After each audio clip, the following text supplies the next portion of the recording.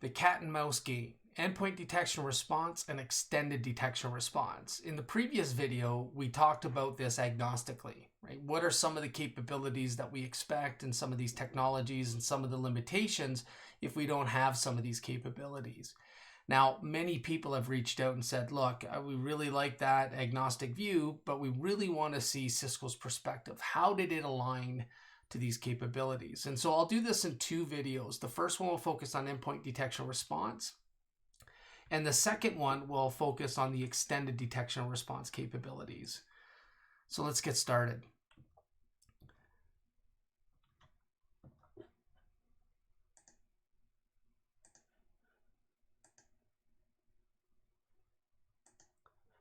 So endpoint detection response. So we talked about the three core products that exist, right? So you got some prevention capabilities with EPP, and that allows us to do things like anti-malware scanning, personal firewall, port and device control, things like that, right? So more of a prevention type tool. Relies typically heavily on signature-based detection methods, also known as antivirus. Then we get into EDR, endpoint detection response, and this is where we start doing things like detecting security incidents. We contain the incident.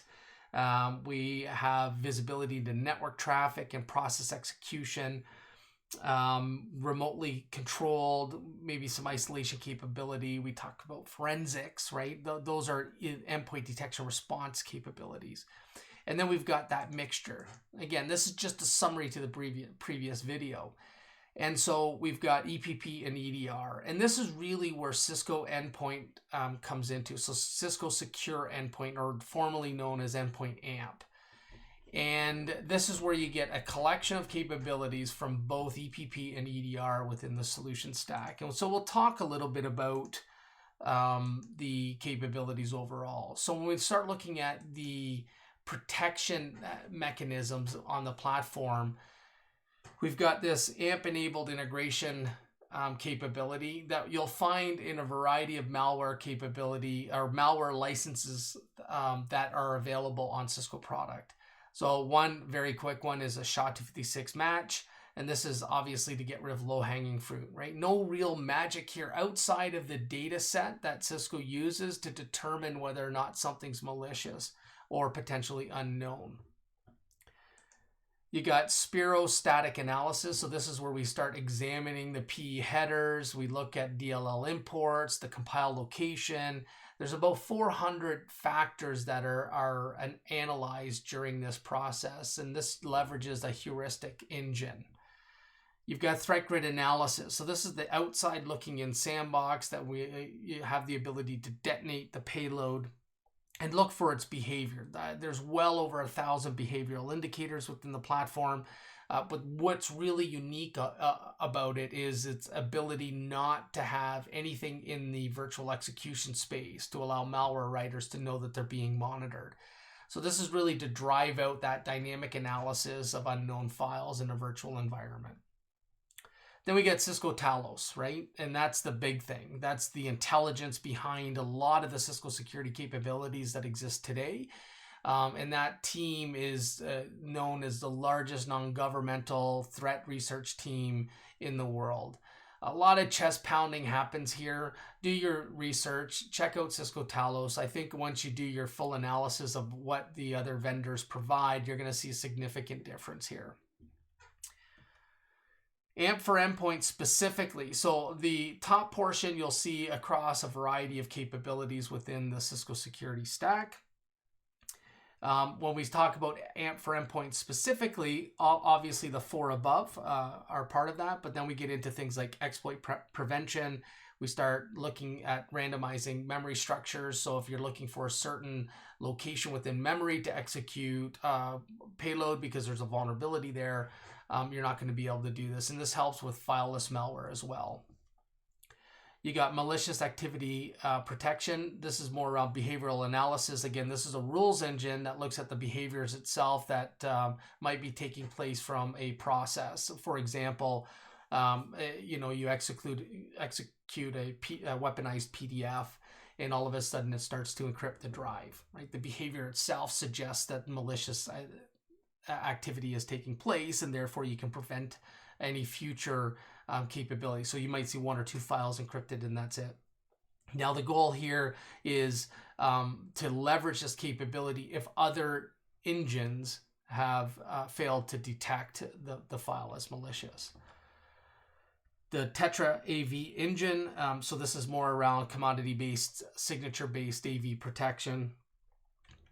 You get Ethos, this is fuzzy fingerprinting, so this gets into polymorphic malware, so pack, unpack, repack files, again, they'll do that to evade detection, and this is the engine we use to help detect that. Cloud IOCs, so these are cloud-based IOCs that will be based on maybe a command line that was passed, will suggest that certain behavior was happening, and that's going to identify potential malware that might exist. Device flow correlation. So again, this is really around, as you were growing up, your parents may have said to you, you are who you hang with. And so if you hang around with a group of people, some might be good, some might be bad, you end up getting labeled as bad. This is very much the same. If you have a file and you're communicating with an IP address that's bad, there's a high level of confidence that there's a bad intent there as well. System protection, so this gets into processes themselves from the system that we're trying to prevent exploitation against, so the injection into LSAS as an example. Script protection, this is, again, the ability to protect against script-based attacks. And behavioral protection, so this monitors processes, files, registry, and network events, and is pattern matching as well. So it's going to look for certain activities on the box, and if those activities exist, they're not traditionally something a file would do. Obviously, we have the ability to mitigate that risk. And so when you look at all of these, you start looking at things like, okay, so that's great. There's a bunch of engines here to help mitigate my overall risk when we talk about prevention, but what about continuous protection? And so we've got a capability called retrospective detection. So this means that a file at the point of time may not be known as bad. So you'll do a lookup. You may even run it through some analysis, and the disposition comes back as clean, potentially unknown. It could even come back as malware. You need to have an opportunity to change your mind. And so, for example, say we need to detonate the payload in a sandboxed environment. Well, if that's an HTTP connection, we can't stop that in midstream. That means the user may get that file before the analysis in that sandbox is done. And so what we'll do is provide a update once that is done, and that might in fact quarantine the file because now we know it's bad, but it also tells you that it may have existed previously in the environment before we were detecting it or blocking it. Observe behavior of all clean and unknown files on a system. So it's not a subset. It's not looking for just malicious activities and the associations with the malicious activities.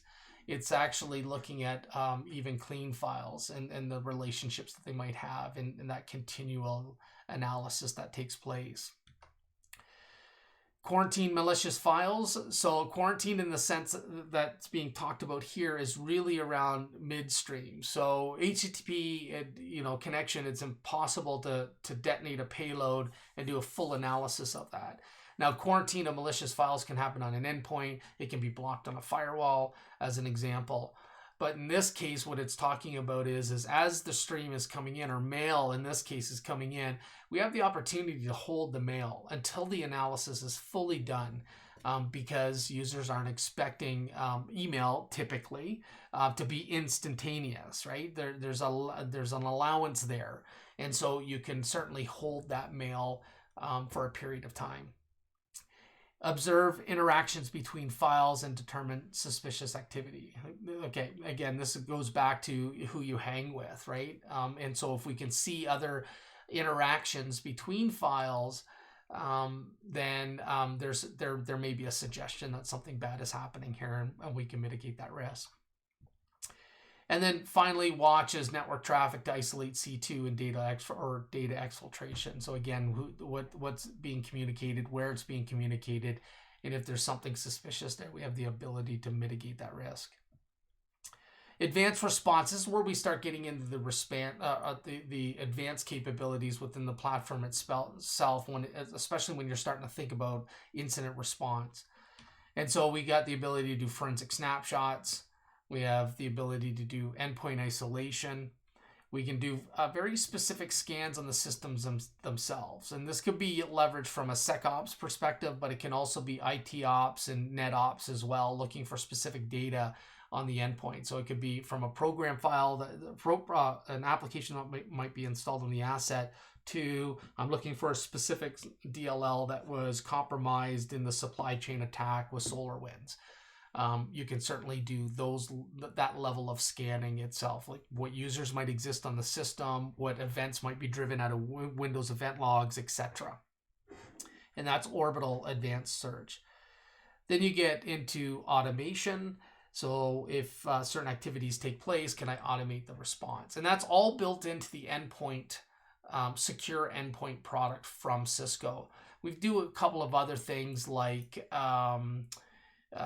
vulnerabilities, so we can look at the core vulnerabilities that are associated with known applications that have been compromised, and again provide direction in mitigation. And there's another capability called low prevalence, meaning that if an executable has never been seen anywhere else before, we can automatically, based on policy, submit that for sandbox analysis as well if it comes back as unknown. So that's kind of the collection of capabilities, and this continues to change and evolve, and there's more and more capabilities being added to the platform itself. And then finally, we got Cisco Threat Response and SecureX. And so obviously that'll be the second portion of this video that will get into more of that XDR, the expansion of our investigation beyond the endpoint itself. So endpoint detection response is phenomenal capability. The problem is it's only as good as the endpoint it's installed on. There's a bunch of other data points that are critically important when you're investigating, like flow data and DNS data and IPS data. And all of these elements are going to help us determine what took place end to end. And that may be on-prem, that may be off-prem. It doesn't really matter where the compromise happens. We certainly need that intelligence. So in summary, when we look at the endpoint detection and response flow, we talked about how this incident took place, right? We saw this resume.exe, there was a cloud-based IOC, we saw that, who created PowerShell, and we worked through that flow, and we learned a lot throughout that process. And again, this is a high-level summary of what we talked about. We also looked at the sandboxing capabilities as well. That's, valuable in any analysis. So you have the ability to have the human do the endpoint detection response and look at the flow and the data and the linkages between, the process and the network connectivity and etc. And the command line arguments. But running the file through a sandboxed environment is going to provide a tremendous amount of intelligence. And we talked about this as well.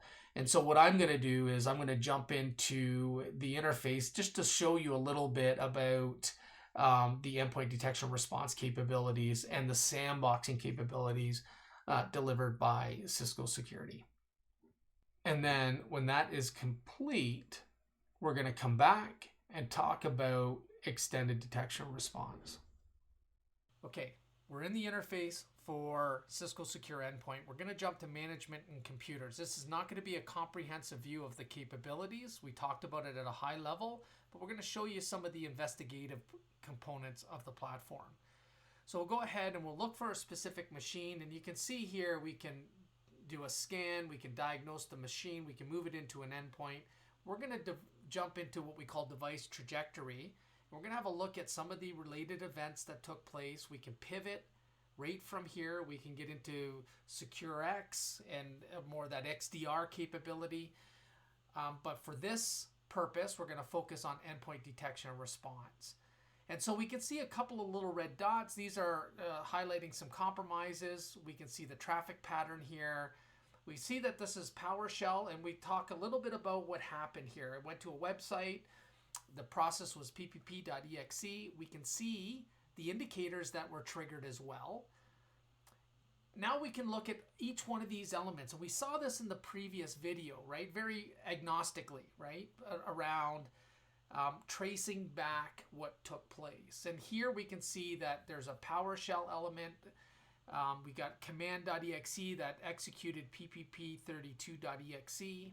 We're not going to do a full analysis here, but we want to just highlight some of the elements. Here's a connection to an IP address and the port that it was connected to. And as we start to move backwards, we look at additional elements here. We can see cmd.exe invoked PowerShell.exe. Here's the command line that was passed with it. So now we can see that we're going and we're pulling down a file called pp32.exe. So we would continue down that process just like we did in the previous video. Really easy and really cool stuff when it comes to analysis on the endpoint. So let's clear filters and let's look at a couple other things. So let's scroll down to another asset here that has a newer client on it, and we're going to see some additional capabilities like take a forensic snapshot. So I can actually take a forensic snapshot and analyze it. I can do an isolation of the host. I can also do a specific query for certain attributes I'm looking for. As an example, I'm looking for the SolarWinds DLL. I can actually do that from here. Now, there's some automated response within the platform as well that you can invoke and leverage. But we're going to jump to file analysis. And we're going to look at global files in this case, and we can see some of the output in regards to some of the files that have been analyzed and the report score. So I can pivot into the report and look at it, but at the same time I can also pivot and make a decision right from here. So let's go ahead and take a look at some of the options here. You can see I can investigate and threat response, and we're going to do that in the next video. But first, let's look at the sample report here. Well, it's not a sample. This is the actual report for this file. I can also look at the video and see what the user would have experienced, right, when this was detonated in a sandboxed environment. So we'll go ahead and close that out. We've got the PCAP we can download from here. We've got all the artifacts that we're interested in. But let's use that pivot option, and we'll go into Threat Grid. This is the sandboxed element, and we're looking for that SHA-256. And we can see here it's malicious. We've got internal targets, judgments against the file, the verdict. We've got sources, additional sourced intelligence that help us come up with the disposition. We can see a little bit more details around the type of file.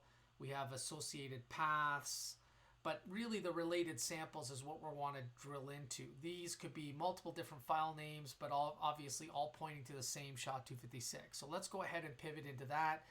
Now we can start seeing a little bit more specifics of that file itself. We've got artifact flagged as malicious by antivirus. We see our TCP streams, our processes, our artifacts, the file activities, registry entries if there was any. I can pivot into the MITRE attack framework to see any of the tactics and techniques that were leveraged in this attack.